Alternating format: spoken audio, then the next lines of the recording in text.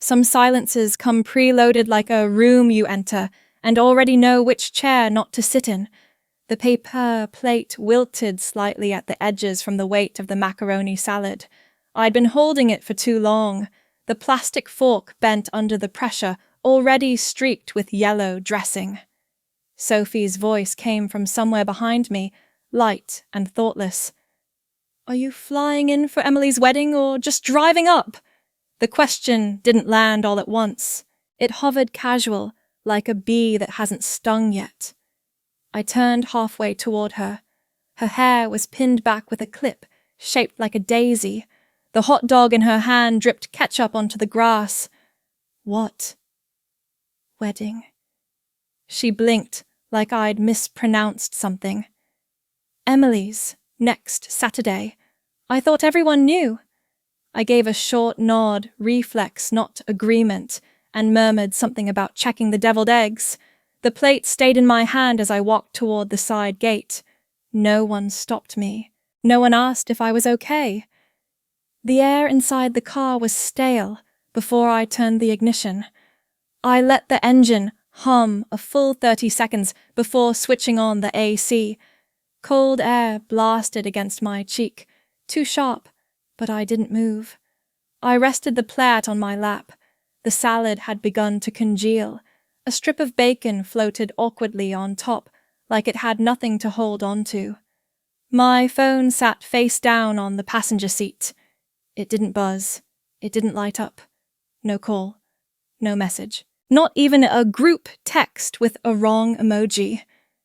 Emily was getting married in a week, and I wasn't invited. The bounce house in the neighbor's yard made soft, rhythmic thuds.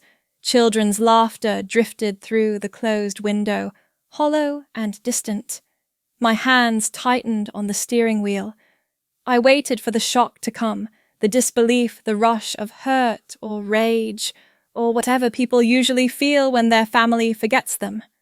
Or maybe not forget, just deletes. Nothing came.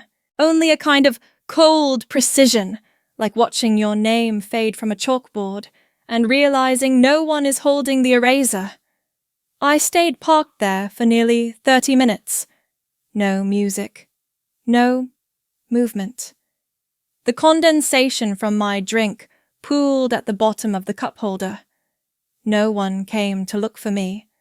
No one noticed I had stepped away. Later, I would remember how Sophie's voice didn't hold even a flicker of surprise that I hadn't known. Like my absence had already been calculated, budgeted for, absorbed. I once paid off the last chunk of the mortgage on that house, the one with the white shutters that never quite closed right. I bought new locks after the basement was broken into. I replaced the leaking water heater without asking for reimbursement. There had never been a thank you. I didn't expect one. That wasn't how things worked in our family. Quiet service was just a given. Emily, though Emily could forget to show up for dinner, and my mother would say, "She's got a lot on her plate." Emily could cancel plans last minute and still get kissed on the cheek the next morning. I used to think being dependable meant I was safe, that if I kept things running, they'd keep space for me. Now I understood. Dependable just means disposable once the job's done. I drove home without turning on the radio. The wind pushed against the windows. I didn't roll them down. At a stoplight, I glanced at the cup holder again. The fork had slid into the salad like a white flag. When I got back to the apartment, I didn't go straight inside. I sat in the car with the engine off and the keys still in my hand. The porch light across the street flickered twice and then went out. The plate was still on my lap. I tipped it into the trash can by the building entrance, watched the glop fall in a slow slide against the waxed paper. It didn't feel like letting go. It felt like being erased from the picture by someone else's hand. I showered with the lights off, let the steam rise until the mirror fogged and the tile felt foreign under my feet. The old robe I'd worn since college hung on the back of the door. One sleeve was stitched where the seam had come undone. I ran my finger over the line of thread. It held but barely. In the kitchen, the mug I always reached for had a hairline crack near the handle. I used it anyway. I didn't want a new one. I didn't want anything new. Just something that stayed, even if imperfect. That night, I lay on the living room floor, knees bent, arms crossed over my stomach like a makeshift anchor. I didn't cry. That would have required a wound sharp enough to name. What I felt was quieter, like dust settling after something breaks. There was no headline, no confrontation, just absence. Clean, precise, efficient, no RSVP, no seat, no role. Just a question no one would bother to ask, "Where's Morgan?" and an answer already written for them. "She's probably busy." The plate was gone.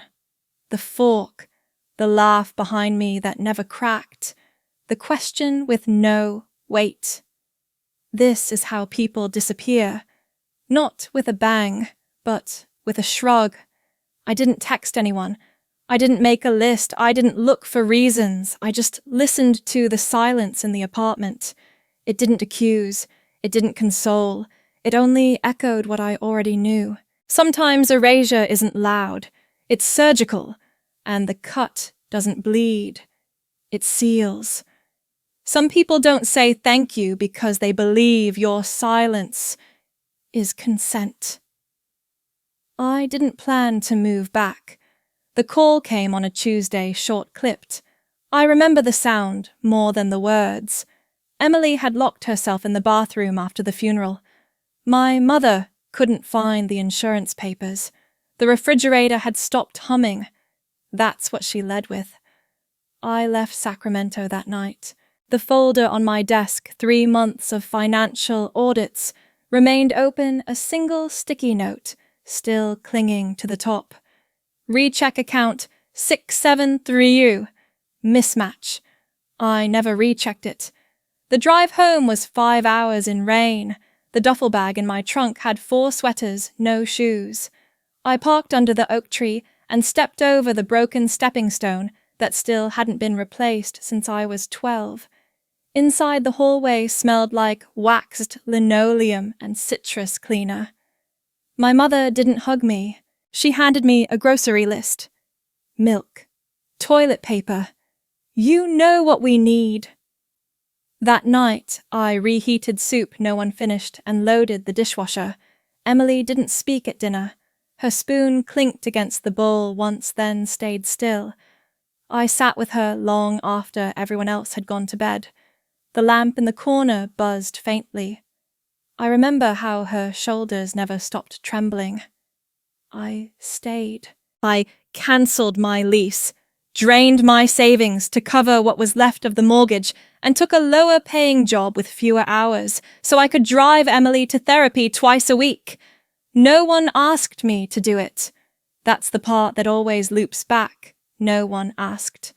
Once I tried to mention it to slip something in between errands and bills and questions about trash pickup.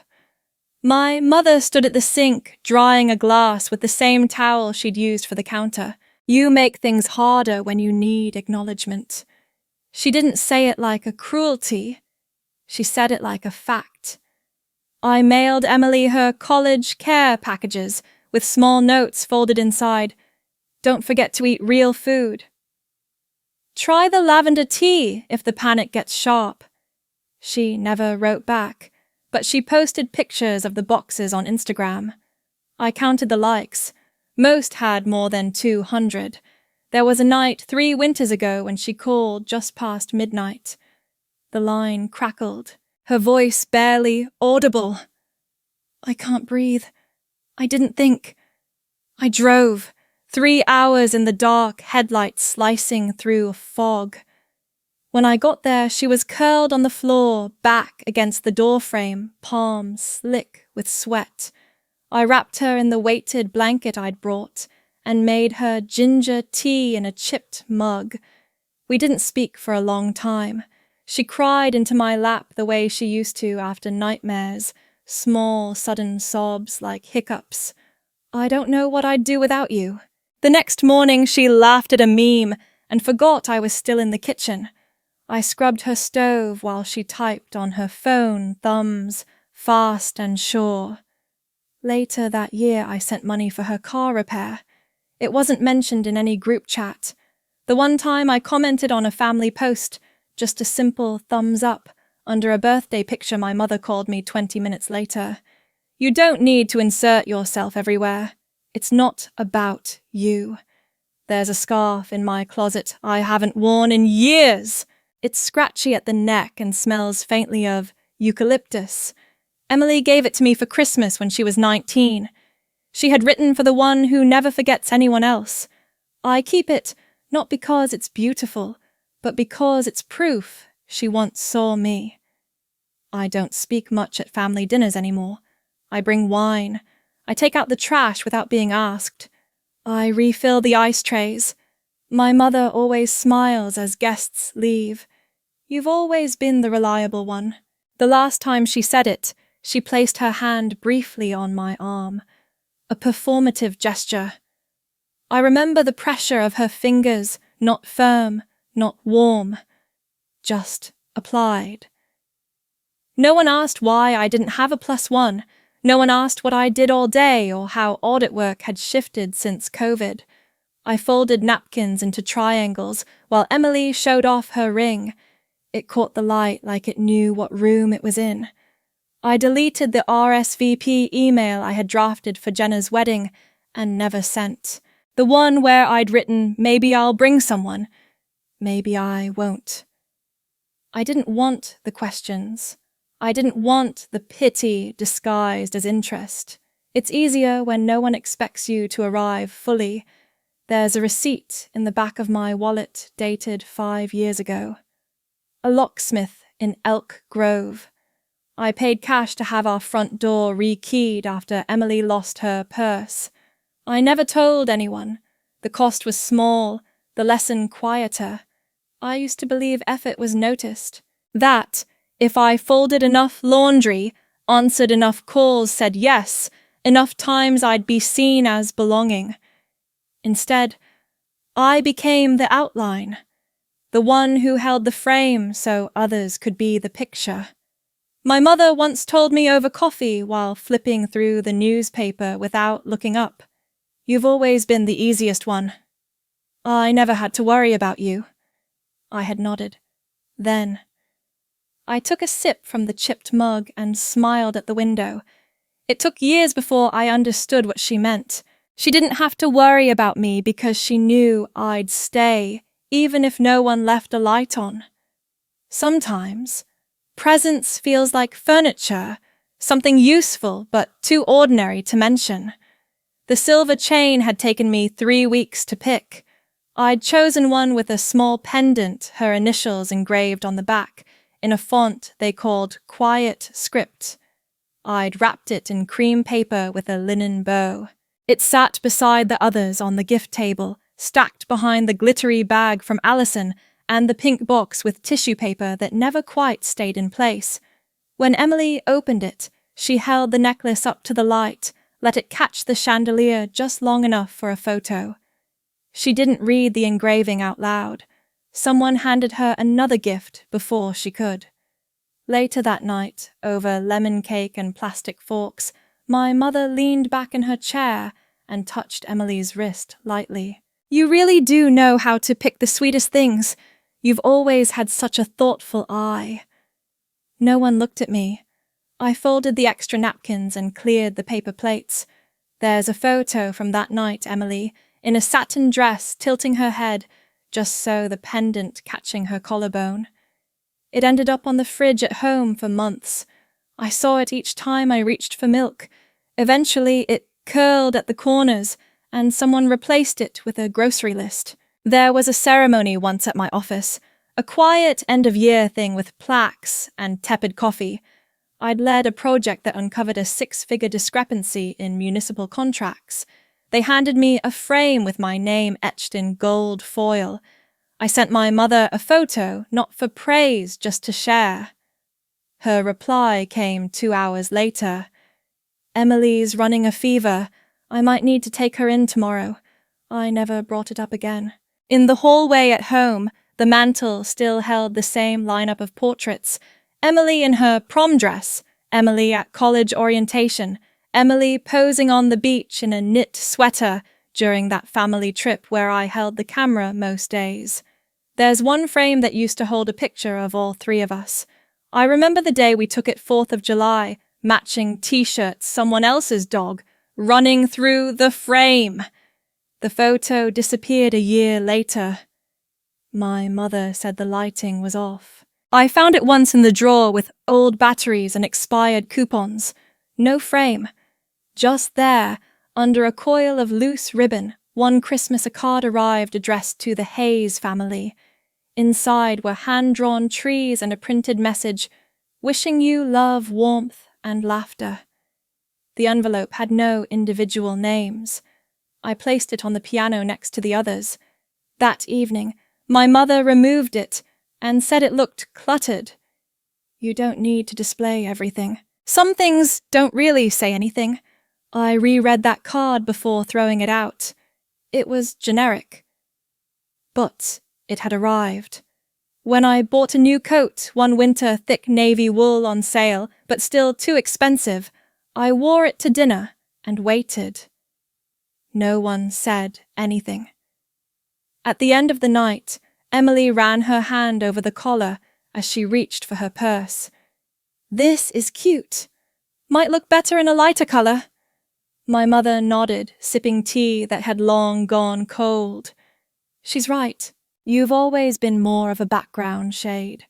There was no cruelty in her tone, no lift, no edge, just that clean, polished certainty she carried into every conversation. I left the coat in the hall closet after that. It still hangs there, tags intact. I've worn it twice. Sometimes when I pick up Emily's mail while she's out of town, I notice the way her name is printed bold serif, centered on the envelope. She has stationery with matching return labels. I once asked where she had it made. She laughed softly. It's silly, really, but people remember your name better when it's printed clearly. My name is still written by hand in most things. Even on the emergency contact form I filled out last year for my mother's specialist appointment, she had crossed through the pre-filled Morgan Hayes and rewrote it smaller below the line. It's neater this way. They won't mistake it for something more official. I nodded and handed the clipboard back. I used to think small omissions didn't matter. That being quiet meant I was gracious. That stepping aside wasn't the same as being removed, but it builds. It calcifies. One missing name, one corrected label, one comment that erases just enough to blur the edges. I remember walking past a group photo once tacked to the church bulletin board after a charity event. I had organized the whole thing budget permits cleanup, but the caption read, "Led by the vibrant Hayes sisters and their amazing team." There were 4 of us in the shot. I stood at the edge, half-turned clipboard in hand. The others sampled at the center, arms linked. Someone had pinned a ribbon over the corner. It covered my face. No one removed it. It's not that I wasn't there. It's that being there didn't mean I was counted. And somewhere between the wrapping paper and the receipts, between what was displayed and what was tucked in drawers, I stopped assuming I'd be remembered. I was present. I just wasn't necessary. Some erasures happen so cleanly, they don't leave a gap, just a smooth surface where you thought you stood. The phone didn't ring long. I recognized the pattern in my mother's voice immediately, efficient practiced warmth that always stopped just short of invitation. She asked how I was, but the words didn't land. They hovered above the space between us, waiting to be ignored. Is Emily getting married? Silence. Not surprised silence, not guilty either, just the pause of someone reaching for the version of the truth that stings least. Well, yes, it's next weekend. Just something simple. Simple was a word she used often, usually when describing things that were about to exclude me. Simple menu, simple guest list, simple solution. We couldn't invite everyone. James's parents were very involved. And you know how tight these venues get. The voice on the other end sounded like it was pouring cream into coffee. Even. Unrushed. Already moved on. It's better this way, really. Less pressure for you. I didn't say anything. My eyes landed on the corner of my desk, where a planner sat open. The 18th of June had a small red dot beside it. I'd added it back in March when the whispers first started. Just in case. You've always been the sensitive one. I told Emily not to complicate things. You tend to take things personally. That word again. Sensitive. Used like a diagnosis, not description. It was the same word she used when I cried at Dad's burial and forgot to wear waterproof mascara. The same word she leaned on when I pulled out of hosting Thanksgiving because I was working 3 jobs and couldn't afford to pretend. The same word she pinned to my collar when I tried to tell her that James didn't seem entirely trustworthy. I just think you read into things too much. My fingers traced the coffee ring on the planner page. The stain had blurred the lines. The pen I'd used bled faintly, as if even ink knew when to retreat. Besides, it's not like you and Emily have been close lately. A statement. Not a question. Not an opening. A period at the end of a sentence no one let me write. She didn't want to cause tension. This way everyone can just enjoy themselves. The idea that my presence would inherently bring tension didn't surprise me. It had always been understood that my value was in my usefulness, not my company. Once the errands stopped, so did the invitations. I hope you're not upset. We thought this would be easier. That word, like I had never been part of the equation, like I had been categorized, filed under optional, and discarded accordingly. The call ended before I had the chance to say anything that might sound like protest. She signed off with the same phrase she'd used since I was 15. All right, sweetheart. Take care. I stared at the lock screen on my phone. The wallpaper showed a photo of ocean light breaking through clouds taken on a day I'd driven to the coast alone, when I couldn't explain why I needed the sea, but knew it was the only place I could hear my own voice. I turned the phone face down. The living room was still. The sound of the fridge compressor came in short bursts, like a breath that never fully released. My mug sat near the window, the tea inside, steeped too long, darkening by the minute. I opened my laptop and stared at my inbox. No new messages. Nothing from Emily. Nothing from anyone who might think to check in. The silence wasn't loud. It was intentional. Trimmed. Curated. I pulled my planner closer and stared at the date again. June 18th. No address, no itinerary, no place card. Only a name that was never written. I thought about the last time I attended a wedding with my mother. I was 11. She wore navy and told me not to touch the flower arrangements. Emily had spilled punch on her dress and cried behind the coat rack. I held her hand until the music started again. No one remembered that part. On the shelf behind me sat a glass jar filled with marbles. I'd kept it from childhood, one for every book I finished that year. Emily used to take one occasionally, then put it back days later like she hadn't. I never mentioned it. I used to think quietness was a virtue, that being accommodating earned you a place, that reliability was a currency people would remember to spend with grace. Now I saw the truth. I wasn't forgotten. I was chosen against, not to protect me, not to spare me discomfort, but Because I was the easiest to remove. There would be photographs, bridesmaids in soft tones, smiles held just long enough for the lens. There would be glasses raised a cake untouched at the edges. There would be toasts filled with stories edited for warmth, practiced for charm. My name wouldn't be in any of them. Not missed, not mentioned, just absent. Quietly, completely, deliberately. I closed the planner, not to hide anything, just to stop waiting for the line that never included me. Some truths don't break you, they sharpen you. Cut away the part that still asks why.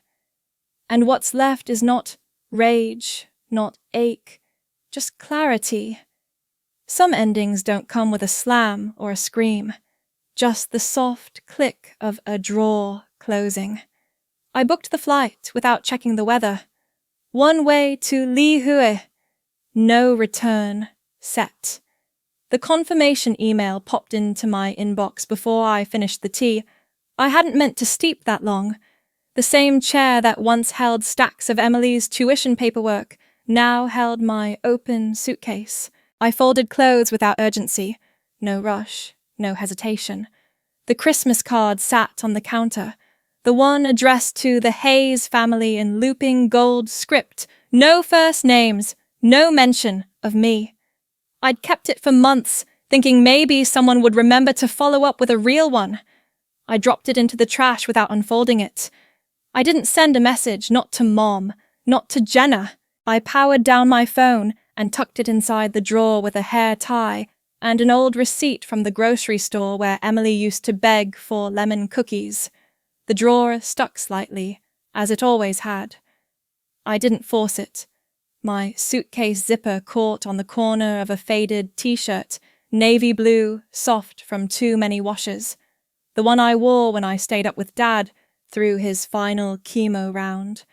He never said much those nights, just nodded when I changed the water and held my hand like it anchored something he didn't want drifting. On the nightstand, my keyring lay where I had dropped it last. I pulled the spare key to my mother's house from the loop. The metal was warm from sunlight, dented at the edges. I slid it into the drawer beneath the unpaid utility bill I had covered for her last winter, the one she never acknowledged. Not even a passing thank you. Just silence, the kind used to file favors away without obligation. I had once thought love meant persistence, that if I stayed helped, gave more, I'd become irreplaceable. But persistence can look a lot like permission. They'd built the family photo without me, smoothed the edges of their narrative until I disappeared from it, not with malice, but with efficiency. A clean crop, no jagged lines. When people tell you again and again where you don't belong, believing them isn't weakness. It's clarity.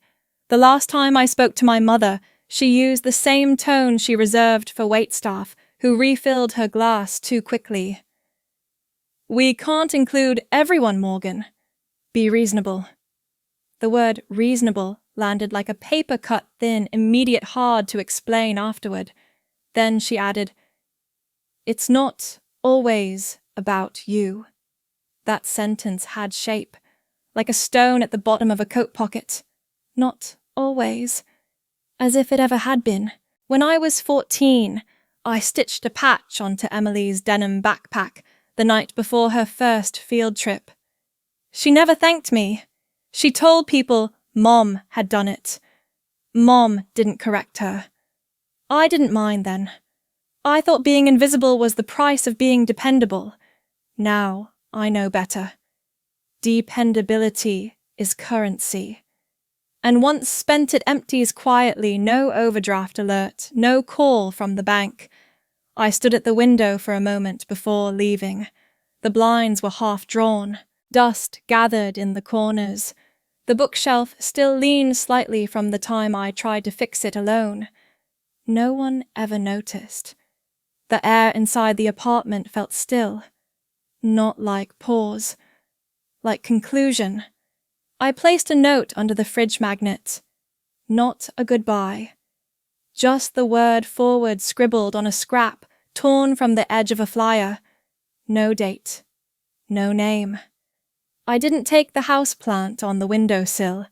It had grown sideways toward the glass, resilient in a way I no longer aspired to be.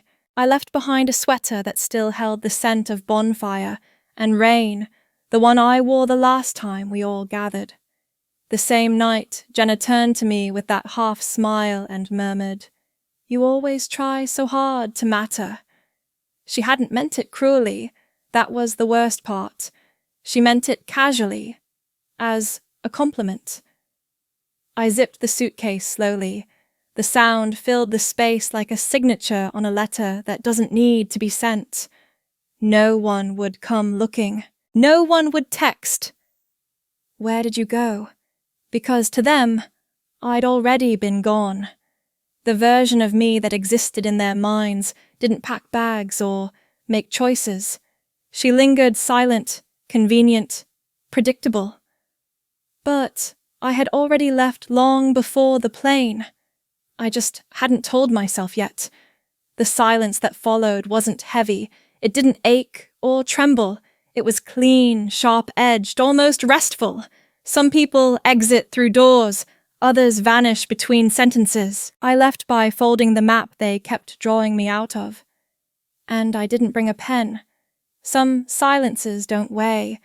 They just exist, like steam rising from a kettle, visible, harmless, gone. The bungalow sat on a hill that didn't care who paid the mortgage. A single key, brass and unmarked, hung from a nail by the door. I turned it each night, not out of habit, but because no one else would. The walls were thin enough to hear the wind, thick enough to keep out the past. I found the flannel shirt folded under the last layer of clothes, the one I used to wear when the heater failed back in Sacramento. I slipped it on without looking in the mirror. The collar still curled slightly. Fabric faded at the elbows. I'd meant to throw it out years ago. Somehow it stayed, like some things do even when nothing else does. The kitchen was spare, one gas burner, a chipped ceramic kettle, a drawer that stuck unless coaxed with both hands.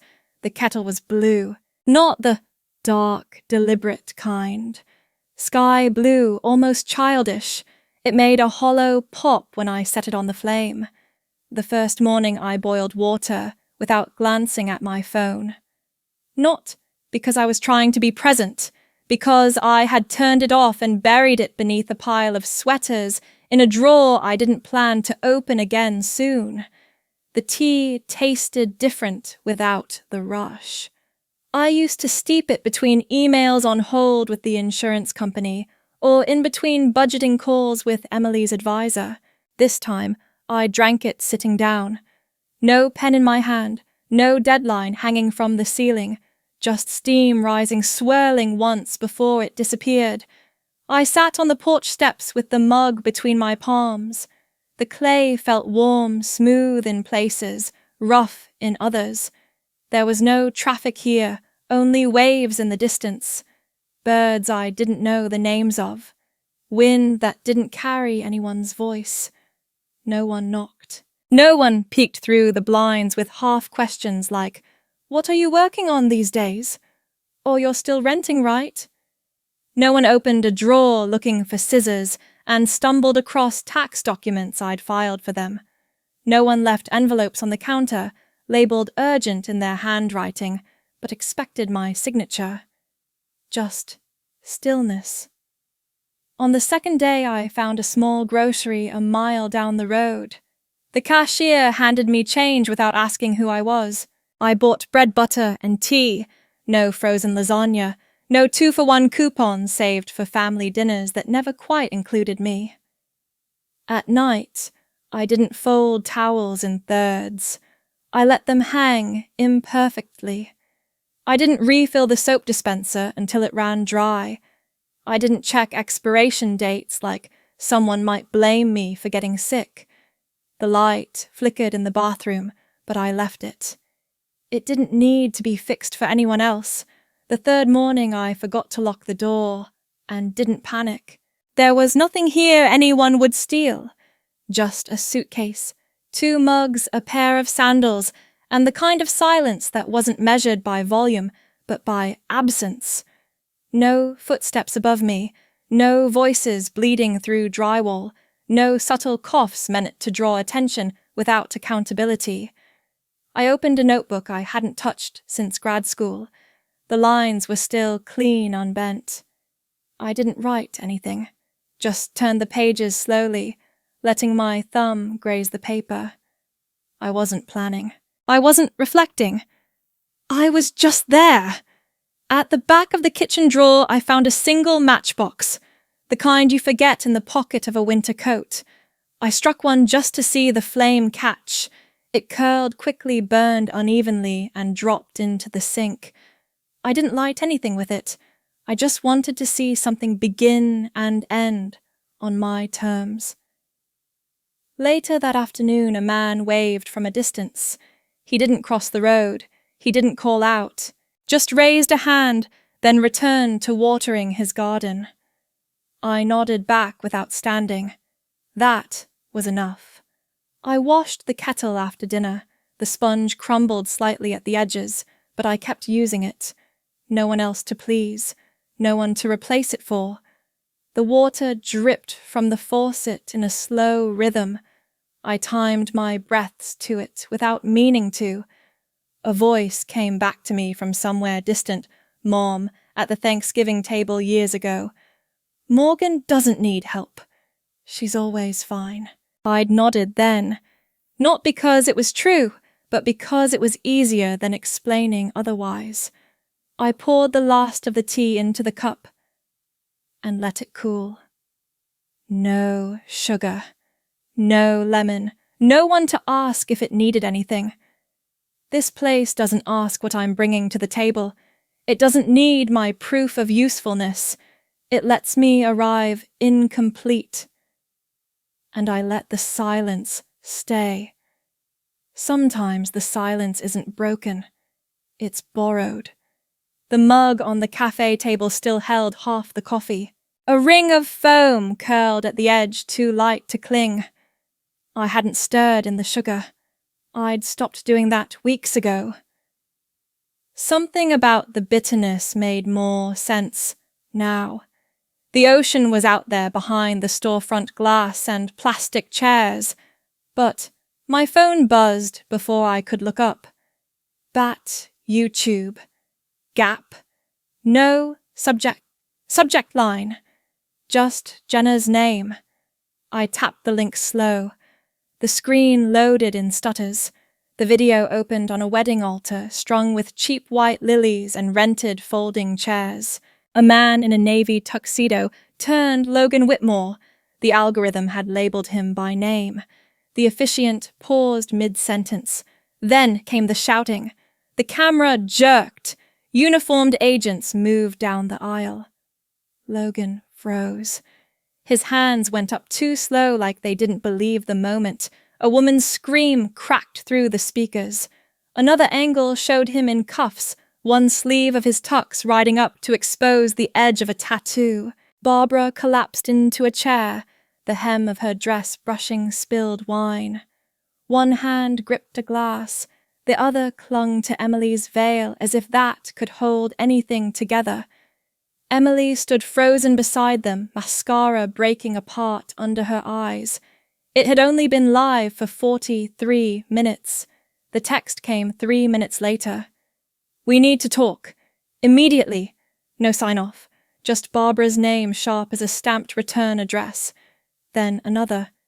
"Emily's not okay. She needs you, Linda." Always when things fell apart, never before. The third message didn't even try for subtlety. "Morgan, help her through this. You're good at calming storms." Sent by one of Emily's college friends. I hadn't saved her number. I only recognized the tone. They had my number again. Not for birthdays, not for holidays, not when I left the emergency fund open 2 years longer than I had to. Not when I signed the FAFSA for Emily, because she was too overwhelmed to face the paperwork. But now. No one asked if I had watched it live. No one asked where I was. No one asked what I had needed from them before all this unfolded. They reached for the patch kit, not to repair the ship, but to keep it afloat long enough to steer out of the camera's view. The cafe chair creaked when I leaned back. A loose screw in the leg made it wobble. I let it tilt slightly under my weight. Not enough to fall. Just enough to remember what standing alone feels like. The waiter dropped the check without a word. I slid a few bills under the cup and left the change. No one would ask where I was headed next. No one ever had. Later that night, another message came. Please come home. Emily can't do this alone. No mention of why I wasn't already there. The silence between lines carried more weight than the words themselves. Not love, not accountability, just need. I read them twice, not because I was unsure, but because I wanted to be certain of what wasn't said. No one asked, "Where have you been sleeping?" No one wondered, "What did you feel when we shut the door?" No one offered, "We saw it." All of it. And we were wrong. They wanted a sister to hold Emily's hand during the interviews, a daughter to stand beside Barbara at the next press release, a placeholder for stability, quiet enough to not contradict the new narrative. The flannel shirt I had worn that morning still hung by the window, sleeves crumpled at the elbows. I hadn't folded it. I hadn't needed to. I only wore it when the wind pushed hard against the side of the bungalow, not when someone called for reinforcements. The kettle whistled. I let it. No rush to quiet it down. I opened the drawer where I kept envelopes. None had my name on them.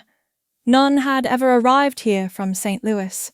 Only flyers for bulk rice and mosquito repellent from the local store, neither sent with any knowledge of who I was. I unfolded a napkin Jenna had left me the last time we spoke in person, back when I still hesitated before hitting decline. "You're not invisible," she'd written. "They just preferred you silent." That napkin stayed in the same drawer as the unopened texts.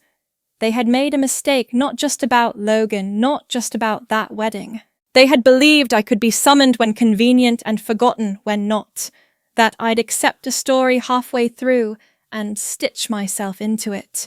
But I no longer reached for the needle. They hadn't called because I mattered. They called because now I made them look incomplete, and I left the message unread. Some changes arrive without a sound. They just take shape in your hands one morning, and you realize they've been there a while. The old white shirt had lost its structure years ago. The collar no longer held a shape, and the cuffs had softened at the edges. I kept it anyway tucked between the newer fabrics I rarely wore. The third button fell off last week. I placed it in a saucer near the stove and left it there for days. Today I stitched it back not out of necessity, but as a quiet gesture. Not everything broken has to be discarded. The class met on Wednesdays and Fridays in the back room of the community center. The women came with lined notebooks, questions folded into the creases and stories they never told aloud. I taught simple finance, banking, budgeting, how to dispute a false charge. We never used terms like success. No one asked for a resume. We just solved what needed solving and left the rest untouched. They didn't know where I came from. I never explained. It didn't matter. One of them, Nenea, once brought me banana bread wrapped in wax paper. She handed it over without a word and pointed at the whiteboard. "You wrote this backwards," she said, laughing. I corrected it, wiped the smudge with my sleeve and kept going. No one asked me to be more than I was. Each evening, I wrote in a lined notebook with a soft blue cover. Not for reflection, not for healing, just record-keeping. The cost of rice this week, the day the power flickered. The exact minute I felt my lungs settle without waiting for approval. The kettle on the stove still creaked when it boiled. I didn't fix it. The call came in just past 10 a.m. I saw the name flash across the screen before it dimmed. I didn't move to silence it. The ringtone ran out on its own. I left the phone face down on the table next to the small pair of scissors I'd used for the sewing. I didn't block the number. I didn't delete the contact. I just let it exist without a reply. That was enough. They'd sent an email last week too, something about rebuilding trust, about wanting to hear my side. I hadn't replied. Not because I held anything against them, but because I knew better than to start a new script in a broken theatre. A few lines came back to me anyway. You're always so independent, Morgan. We never worried about you. That was what Barbara had said once during a Christmas gathering where my name hadn't made the gift tag. She meant it as praise. I heard it as dismissal. Another voice lingered Emily's during a call years ago when she couldn't meet a rent deadline. You always come through. That's just who you are. That version of me had expired without ceremony. No one had asked who I'd become since. I walked each morning down to the edge of the beach trail where the path bent around a grove of kiawe trees. The smell of salt lifted with the breeze. I wore the same canvas shoes until they frayed. I didn't replace them. I didn't need to arrive polished anymore. One afternoon, a woman from class stopped me outside the bakery. She held a child on her hip and pointed at the grocery list in her hand. Do I pay the power bill or buy milk? I looked at the list, then her eyes. Pay the power. Ask your neighbour for 2 cups of milk. She nodded and turned without follow-up. No one here needed proof to trust. The dignity in that kind of interaction lingered longer than approval ever did. Later that evening, I found a photo in my inbox. A group shot, Barbara, Emily, Jenna, Aunt Linda, all dressed in muted pastels, standing in front of a church altar draped with white flowers. The caption read, "A new beginning for the family." It wasn't addressed to me. Someone must have forwarded it by mistake. I didn't open the image. I just deleted it the way you swipe lint off a sleeve. I poured tea into a chipped mug with a tiny crack along the handle. It had never broken further. I trusted it to hold. Growth had nothing to do with being bigger or louder. It had to do with knowing which parts of you no longer needed defending. I no longer waited for the call to be different.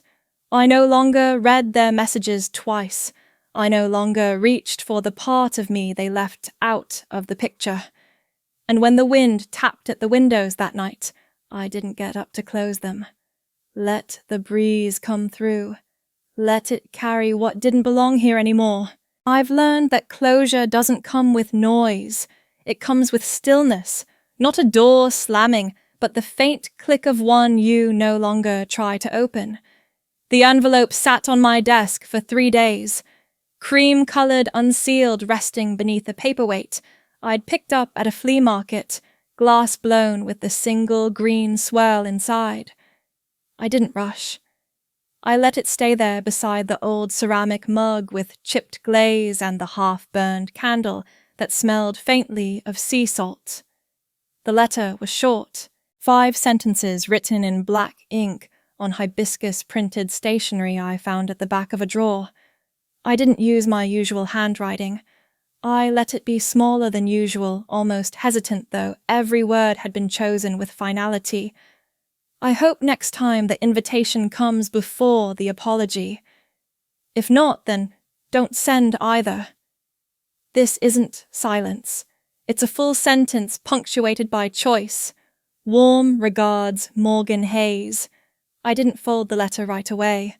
I looked at it the way one might look at a sweater you'll never wear again, but can't quite give away worn familiar, no longer fitting.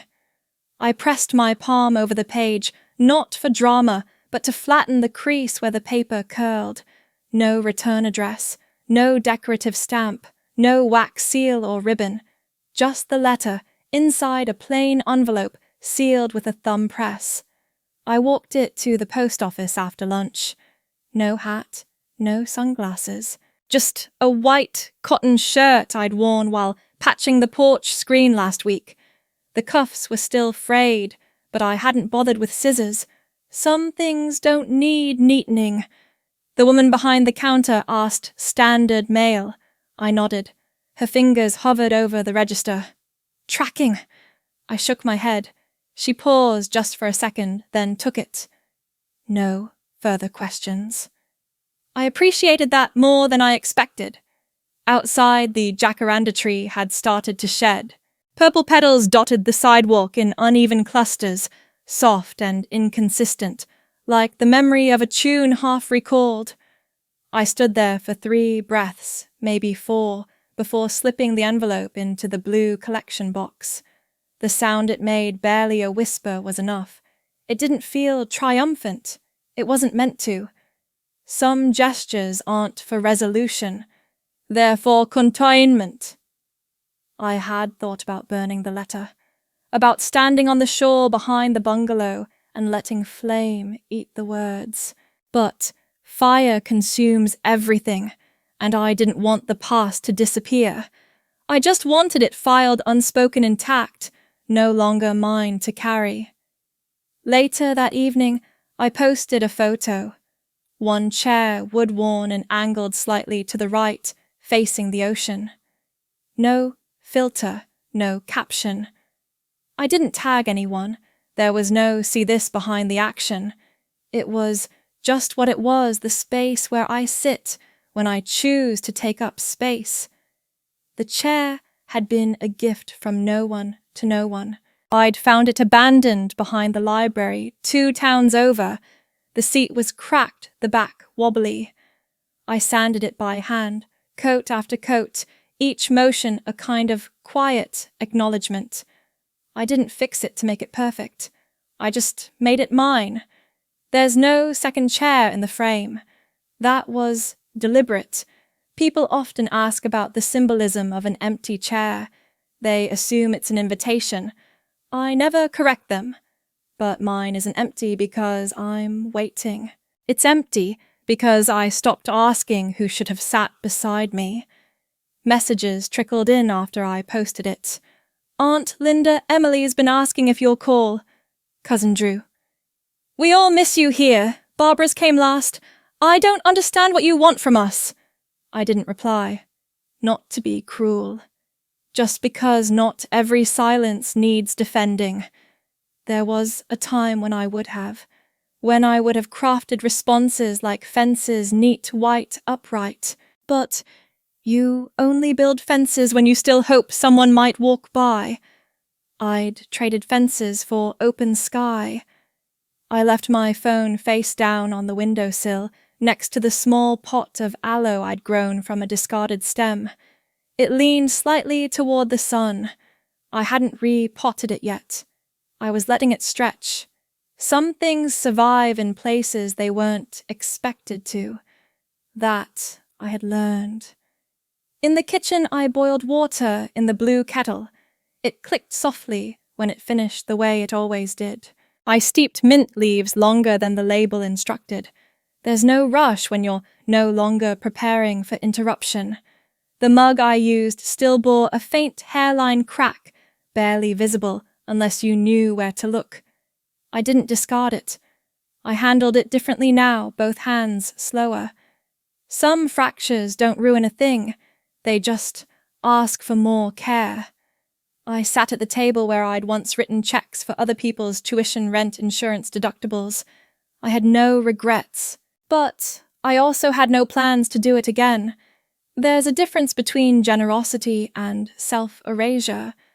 When I sipped the tea, the warmth didn't scald. It settled. I opened the drawer where I kept old letters, recipes, a pair of cufflinks from my father I never wore. I placed the envelope from today's mail into a different slot, a space I hadn't used before. I didn't label it. The gesture was enough. A few months ago, I might have waited for a reply, checked the mail twice, reread the outgoing message as if tone could be corrected after sending. Now, I didn't. I had sent what needed to be sent. It didn't matter if it arrived or was read. The letter wasn't for them. It was proof that I could speak without begging for echo. Outside, the tide rolled in slow, steady. The kind of rhythm that doesn't care who's watching. Someone once told me that forgiveness is about peace. I don't know if I agree. I think forgiveness is often misnamed. What I've done isn't forgiveness. It's something quieter, something without ceremony. It's knowing I no longer owe my presence to anyone who priced it cheaply. It's writing a letter you don't expect to be opened. It's mailing it anyway. It's choosing finally to close the page and knowing it doesn't require applause. I used to think that being seen was the same as being real, that if someone said my name in a crowded room, I'd matter more. The ceramic mug in my hand has a chip at the lip, almost smooth from use. I once meant to toss it, then packed it anyway the day I left without raising my voice. This morning I filled it with Kona brew, just enough to feel the weight. The handle fits between my fingers like it remembers me. I don't drink it right away. The chair on the porch faces east. The cushion is faded, stitched in a pattern I didn't choose. My notebook rests on the small table beside it, closed but not forgotten. I turned the page last night and left it blank. Not out of avoidance, just readiness. There's no hum from my phone. It's face down, untouched. No notifications, no requests masked as concern. No forwarded links or clipped apologies. Just silence. The kind that doesn't sting. The kind that lets the air stay still. A bird lands on the wooden rail. Grey belly, dark wings twitching in. Alert, then still. It preens, pauses, leaves. No need to announce anything. No ceremony. I don't miss the flurry. I used to fill blank spaces with explanation, with reassurance, with answers no one listened for. Now I leave some things unsaid, not as punishment, but as freedom. I sip the coffee slowly. It's cooled more than I meant, but I keep sipping anyway. The morning light presses through the sheer curtain behind me. I don't draw it. Let it fall. Let it stay soft. The journal paper has a crease in the corner from when I tucked it under my arm 2 days ago. I haven't written since the letter. Haven't needed to. The mailbox under the jacaranda tree didn't blink when I dropped it in. The sky didn't shift. That too was enough. I think of the voice in my head that used to echo, "Don't make things harder. Stop overreacting. You're always too much." It's quieter now. Not gone, but softened like distant waves on volcanic rock. Yesterday I walked to the edge of the bluff and didn't take a picture. I stood there, let the wind pull my sleeves, let the view belong to no one but me. That felt like living. When the messages came in last week, Jenna forwarding clips, Emily's friends demanding presents, even Barbara typing without greeting, I didn't delete them. I read them once, then turned the phone over. Not in defiance, just no longer required. I'm sure you feel left out, but this is about Emily. Morgan, you're the stable one. We need your steadiness right now. You're the only one who can make things feel normal again. I stared at the word normal until it lost shape, as if normal was ever mine to define. The old flannel shirt I wear has a missing button. I stitched it back last week, not because it needed to be whole, but because I finally wanted to. The thread is uneven, but it holds. Someone at the market asked my name yesterday. Not who I used to be, not who I should forgive, not what I do now. Just my name. I answered without shrinking. The chair doesn't creak when I shift. The notebook is still closed, but my hand rests on it now. The pen is where I left it, capped, faithful. I remember Barbara once said after a holiday I planned without being asked, "You always know your place. That's why we don't worry about you." At the time, I thought it was praise. Now I know what she meant. I was easy to erase. No one called to ask what I needed after the wedding collapsed. They just assumed I'd know how to sweep, how to soothe. No one said, "We were wrong." They said, "We're falling apart, come fix it." But I no longer carry broken things that never belonged to me. I still keep the chipped mug. I still let the tea steep longer than it should. I don't run from silence. I let it sit beside me. The wind shifts not enough to move paper, just enough to be noticed. That's all I need. I open the notebook. There are no names in this entry. No revisits. No lines drawn through old wounds. I write one sentence. Not to explain. Not to declare. Just to witness what has already changed. I have come home without returning anywhere. I stop there, not because I'm finished, but because it's enough. I cap the pen, rest it on the page, let the light keep stretching across the wood. No one has to understand it. I fold the notebook closed and pour more coffee into the mug with the chip. The bird doesn't return, and I don't wait for anyone to.